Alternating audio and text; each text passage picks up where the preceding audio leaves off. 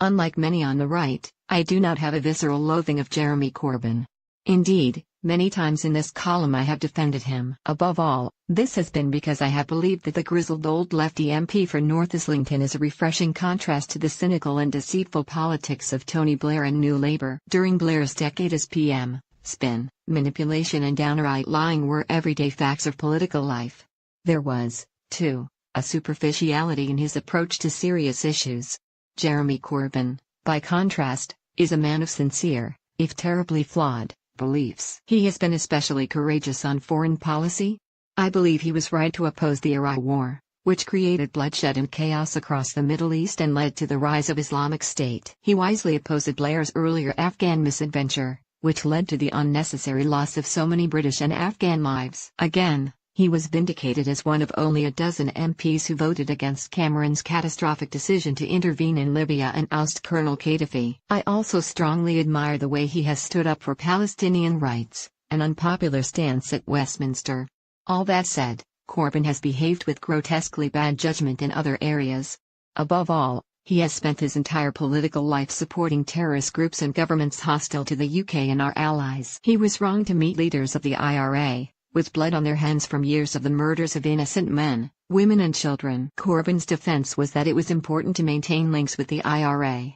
After all, Blair followed suit. He was also wrong to meet with the Middle Eastern terror group Hamas. Now, yet again, Corbyn is embroiled in a major controversy. Every day this week, there has been shocking new proof of Labour's descent into the cesspit of anti-Semitism.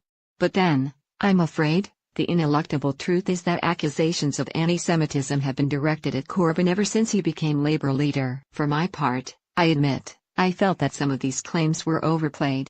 For example, I believed Corbyn could not be held personally responsible for an incident at Labour's conference last year, when an Israeli-American author, at a fringe meeting, compared Zionists to Nazis and suggested it was legitimate to question whether the Holocaust took place. Also, I felt some of Corbyn's critics were confounding abhorrent anti-Semitism with criticism of the policies of the current Israeli government. Nor did I accept that Corbyn himself was anti-Semitic. I regarded him as a man who was passionately opposed to all kinds of racism and was a fighter, albeit sometimes very naive, for social justice. This week, with a heavy heart, I changed my mind. I'm now convinced that there is something detestable about Corbyn's politics which make it impossible to defend him anymore. Among several examples, the first concerned Christine Shawcroft, Labour's head of discipline, who was forced to resign after it emerged that she had defended a Labour councillor accused of sharing an article on Facebook which claimed the Holocaust was a hoax. This proves that the poison of anti-Semitism has spread into the heart of the Corbyn Labour Party. We also learnt that Corbyn himself has been a member of 5 online groups which have propagated anti-Semitic conspiracy theories, such as that the number of deaths at Auschwitz has been exaggerated and that Israelis have harvested the organs of Arab children. Also, they have posted links to the loathsome views of white supremacists, including the leader of the Ku Klux Klan. Despite being a contributor to such sites, Corbyn claimed, preposterously in my view, not to have noticed such postings and continued until this week to be a member of 2 of these groups. But the most egregious example of Corbyn's shameful anti-Semitism was his support for a truly disgusting mural in London, portraying caricature Jewish bankers playing Monopoly on the backs of what appeared to be naked slaves. Thus it depicted Jews as evil conspirators working to oppress the masses. It was an image of which the Nazis would have been proud. Yet Corbyn disingenuously defended it on the grounds of free speech. And this from a man who claims he wants to promote a kinder, gentler politics. Either he was revealing shocking naivety, which, in any case, is unacceptable in a frontline politician and renders him unfit for public office, or there is something hideously sinister about Corbyn's core views. What is without doubt is that he is damned by his own behavior. Corbyn's dreadful lack of judgment over anti-Semitism, and his weaselly attempt at an apology this week, shows that he is unworthy to be an MP, let alone lead a great political party. This is why I'm convinced that this week marks a tipping point for Corbyn's career as Labour leader. We live in a country whose forebears made unimaginable sacrifices to defeat Nazism in World War II. Decent people can no longer support him. In the past century, the Labour Party made great contributions to British life. Corbyn's behaviour means it now risks becoming a pariah organisation for as long as he is in charge. Boldly, I shall make a set of predictions.